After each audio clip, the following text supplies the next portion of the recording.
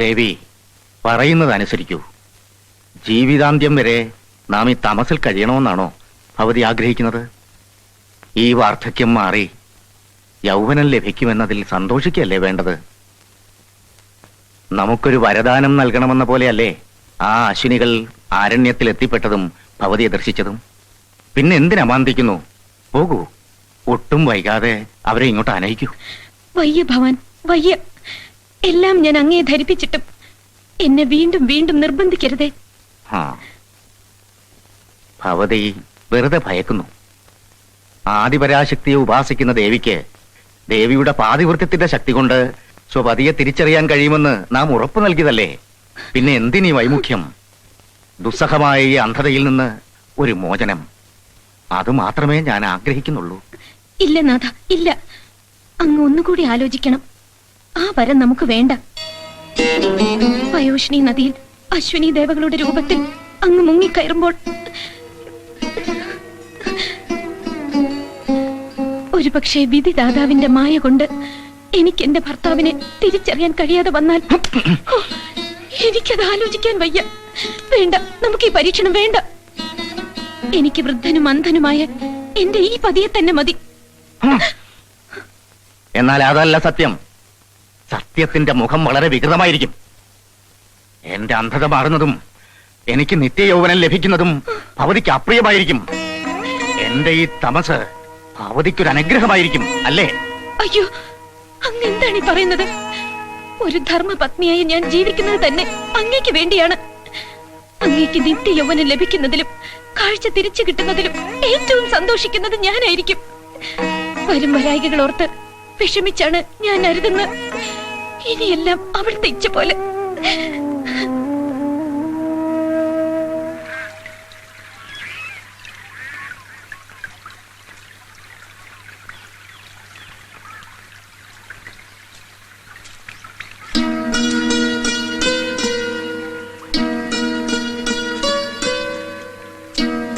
എന്തായി? പതിയുടെ സമ്മതവും അനുഗ്രഹവും ലഭിച്ചോ? അദ്ദേഹത്തിന് ഇതിൽ പരം സന്തോഷമുണ്ടോ? വരൂ, ഇനി ഒട്ടും അമാന്തിക്കണ്ട. എന്റെ പതിയുടെ അന്ധത മാറ്റി നിത്യ യൗവനം പ്രദാനം ചെയ്ത് അദ്ദേഹത്തെ അനുഗ്രഹിക്കണം.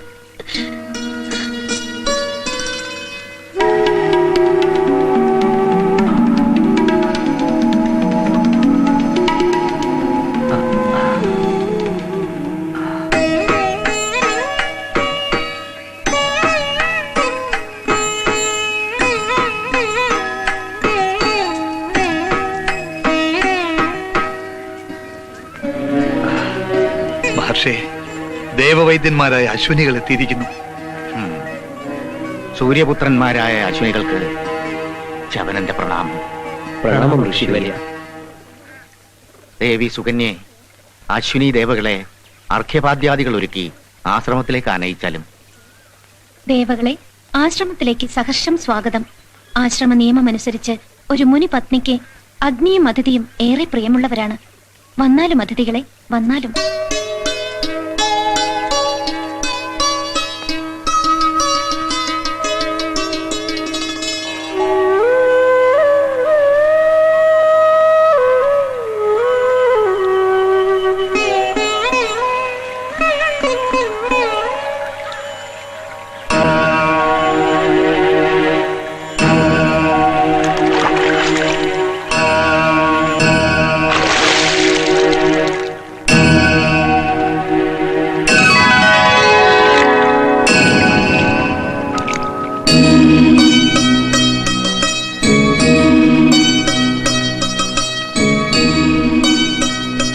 ദേവി പരാശക്തി, കരുണാമയി, എന്റെ ചാരിത്രശുദ്ധി കാത്തുരക്ഷിക്കണേ.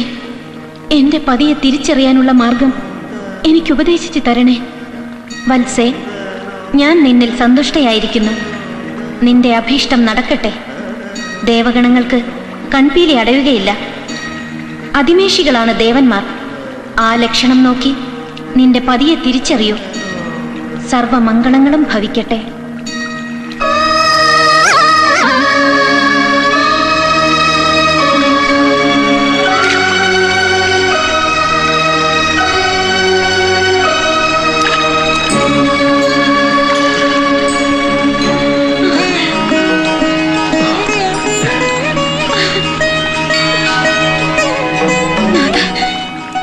ഉള്ളവൾ ധന്യയായി. എന്റെ പ്രാണനാഥനെ തിരിച്ചറിയാൻ കഴിഞ്ഞല്ലോ. ഇവൾ ധന്യയായി. അടിയനെ അനുഗ്രഹിക്കണേ.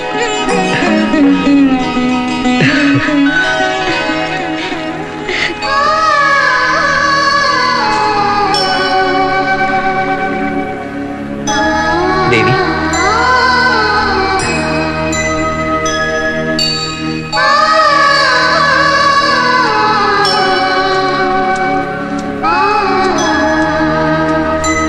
സുകന്യെ, എന്താ ഇത്ര തിടുക്കം? ആശ്രമത്തിലെ കാര്യങ്ങൾ മുനികന്യകമാർ നോക്കിക്കോളും. ഭവതി കുറച്ചു നേരം കൂടി ഇരിക്കും എന്റെ ചാരെ.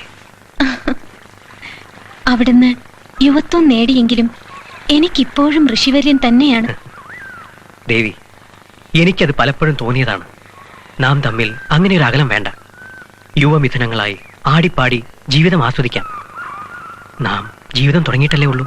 പ്രഭോ, അശ്വിനി ദേവകൾ അനുഗ്രഹിച്ചത് നിത്യ യൗവനമല്ലേ? അതെ, നിത്യയൗവനം. എന്താ ഇത്ര സംശയം? എങ്കിൽ ആശ്രമധർമ്മങ്ങൾ നമുക്കും ബാധകമല്ലേ? ഇല്ല, വർണ്ണാശ്രമധർമ്മങ്ങൾ ഇനിയില്ല. എത്ര ഭാഗ്യം ചെയ്തവരാണ് നമ്മൾ, അല്ലേ? ജീവിതമാകെ നവയൗവനം, എന്നും വസന്തകാലം. അപ്പോൾ മരണമോ? നല്ല ചോദ്യം. നമ്മുടെ മധുവിധ കാലമല്ലേ? എന്തിനാണ് ഈ ആവശ്യമില്ലാത്ത ചിന്തകൾ? മരണത്തെക്കുറിച്ച് ചിന്തിച്ചാണോ ഭവതി മൂകയായത്? അല്ല. പിന്നെന്താണ്? എന്തിനീ സംശയം? എന്തും ചോദിക്കാം. സന്യാസാശ്രമത്തിലല്ലേ ഞാൻ അങ്ങയെ കണ്ടുമുട്ടിയത്? നിശ്ചയമായും. ആ ഒരു സമാഗമത്തിൽ ഭവതി എന്നെ അന്ധനാക്കാതിരുന്നെങ്കിൽ എനിക്ക് പുണ്യം സിദ്ധിക്കില്ലായിരുന്നു.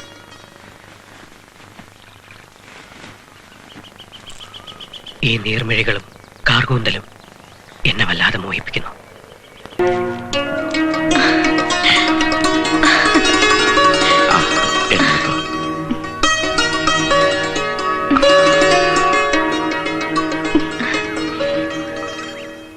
അമ്മേ, അച്ഛാ, ആശ്രമത്തിലേക്ക് സ്വാഗതം. മകളെ, കാലവർഷം നഗരത്തിൽ എന്ന പോലെ തപോവനത്തിലെ നാശങ്ങൾ വിതയ്ക്കുന്നു എന്നറിഞ്ഞപ്പോൾ മുതൽ ഈ അമ്മയ്ക്ക് സഹിക്കാൻ കഴിഞ്ഞില്ല. പ്രകൃതി നിയമങ്ങൾ എല്ലാ ജീവജാലങ്ങൾക്കും ഒരുപോലെ ബാധകമാണമ്മേ. വിസ്തൃതമായ ഒരു ഭൂമണ്ഡലത്തിന്റെ അധിപനായ ശര്യാദി മഹാരാജാവിന്റെ പുത്രി ഈ കാനനത്തിൽ പതിയോടൊപ്പം ക്ലേശിച്ച് കഴിയുന്നതോർക്കുമ്പോ നിങ്ങൾക്ക് രണ്ടുപേർക്കും കൊട്ടാരത്തിൽ വന്ന് താമസിച്ചുകൂടെ? രാജ്യമോ പദവികളോ ഇല്ലാതെ ഏത് പ്രതിസന്ധികളിലും എന്റെ ഭർത്താവിന്റെ പാദ ശുശ്രൂഷ ചെയ്ത് അദ്ദേഹത്തിന്റെ ഇഷ്ടാനിഷ്ടങ്ങളെ എല്ലാം മാനിച്ച് ജീവിക്കുന്നതിൽ പരം പുണ്യം എനിക്ക് ഈ ജീവിതത്തിൽ ഒന്നും ലഭിക്കാനില്ലച്ച. അറിയാം മകളെ, ദേവന്മാര് പോലും വന്നിക്കുന്ന ചവന മഹർഷിയുടെ കൂടെയുള്ള ജീവിതം ഒരിക്കലും ക്ലേശകരമാവില്ലെന്ന്. ആ, മഹർഷി എവിടെ മകളെ? വരൂ, അദ്ദേഹം അകത്തുണ്ട്.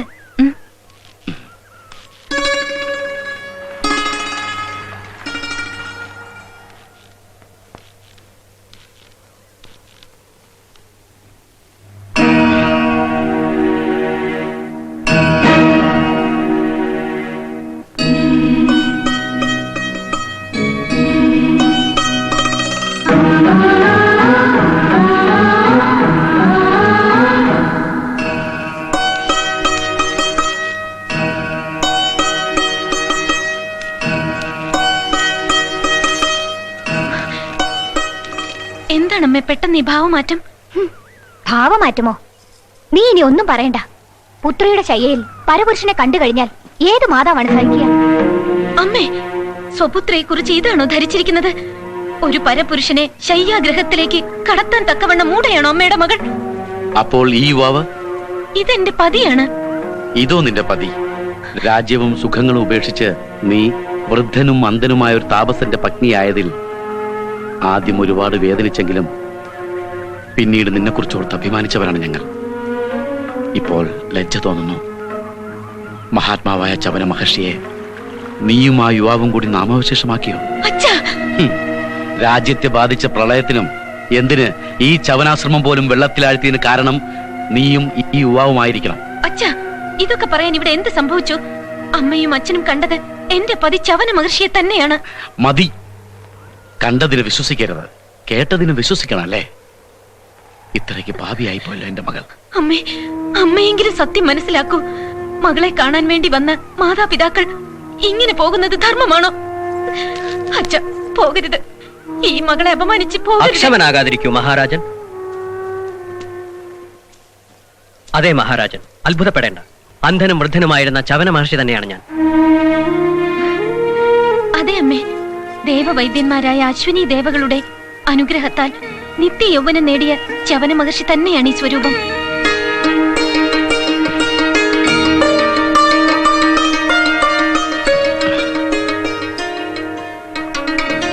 അവിശ്വസനീയം.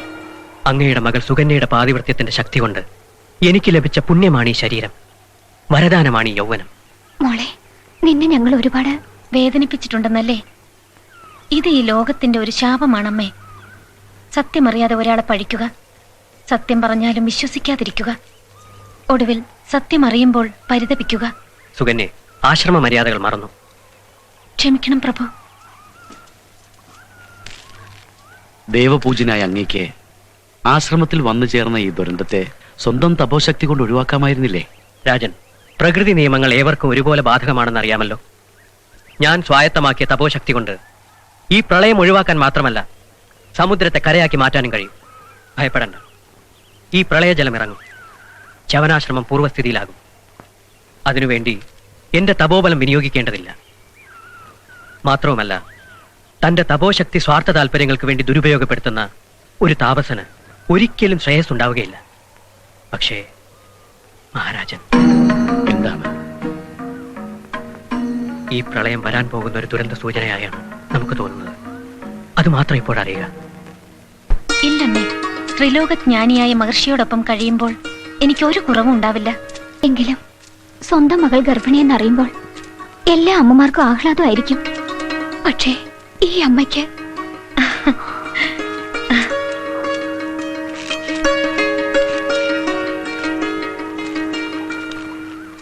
മകളെ, നിന്നെ ഈ അവസ്ഥയിൽ ഒറ്റയ്ക്ക് വിട്ടിട്ട് പോവാൻ എന്റെ മനസ്സ് അനുവദിക്കുന്നില്ല. നിന്നെ ഞാൻ ചുമന്ന് നടക്കുമ്പോൾ അന്തപുരത്തിലെ എല്ലാവരും എന്നെ ശുശ്രൂഷിക്കാനുണ്ടായിരുന്നു. ഇപ്പോൾ നീ ഗർഭിണിയായപ്പോൾ നിനക്ക് ആരുമില്ലല്ലോ. ചിത്രാംഗത വരുമല്ലോ. അമ്മ ഒട്ടും വിഷമിക്കണ്ട, എനിക്ക് യാതൊരു അല്ലലുമില്ല. നിനക്ക് എന്താ കൊട്ടാരത്തിൽ വന്നു നിന്നാൽ പ്രസവം കഴിഞ്ഞ് തിരികെ കൊണ്ടാക്കാം. വേണ്ടമ്മേ, ഈ ആശ്രമ ജീവിതം തെരഞ്ഞെടുത്തവളാണ് ഞാൻ.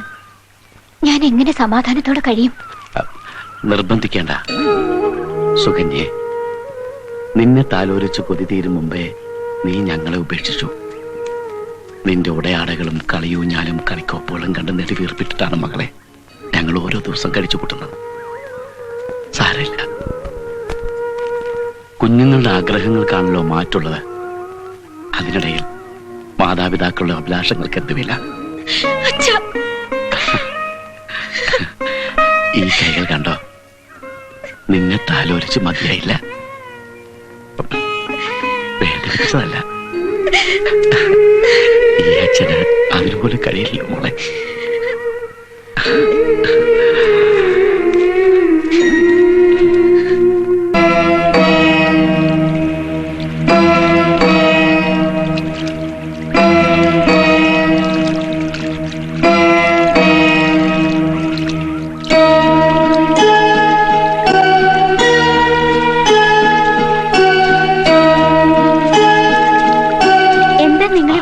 ചവന മഹർഷിയോടൊപ്പം വന്നതാ. സത്യമായിട്ടും ഇത് മുനിയാണോ? അശ്വിനി ദേവന്റെ അതേ രൂപം.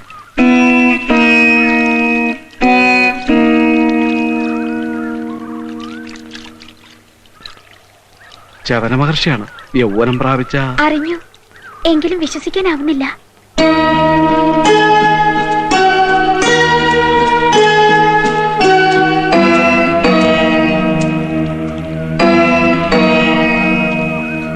പ്രണാമം മഹർഷേ. ചിത്രാംഗത എപ്പോൾ വന്നു? വരുന്ന വഴി. എന്നെ ഇങ്ങനെ മനസ്സിലായി എന്ന്. അന്ധനായിരുന്നപ്പോൾ ഞാൻ ഏറ്റവും കൂടുതൽ കേട്ട സ്ത്രീ ശബ്ദം ചിത്രാംഗതയുടേതായിരുന്നു. ഒറ്റയ്ക്കോ? അല്ല, ശക്തി പിന്നാലെ വരുന്നുണ്ട്. പിന്നെ പറയൂ, കൊട്ടാരത്തിൽ എന്തുണ്ട് വിശേഷങ്ങൾ? കുമാരിയുടെ കാര്യം ഓർത്തുള്ള ദുഃഖമാണ് അന്തപുരത്തിൽ. 4000 അമ്മമാർക്ക് ഉത്കണ്ഠയാണ്. ക്ഷീണം ഉണ്ടാവുമല്ലേ? എനിക്ക് കുമാരിയെ കാണാൻ വളരെ തിടുക്കമുണ്ട്. ചെല്ലു.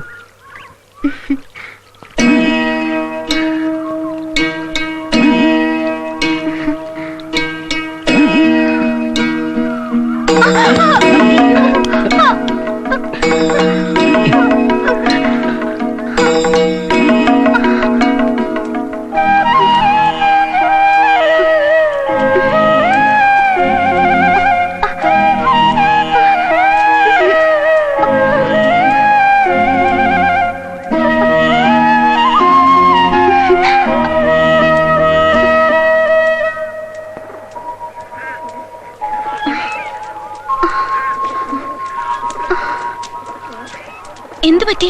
ഒന്നുമില്ല, കാലൊന്നുളുക്കി. നീ എവിടെ നോക്കിയാ നടന്നത്? കുമാരിയെ പരിചരിക്കാനാ ഇപ്പൊ ഞാൻ വന്നത്.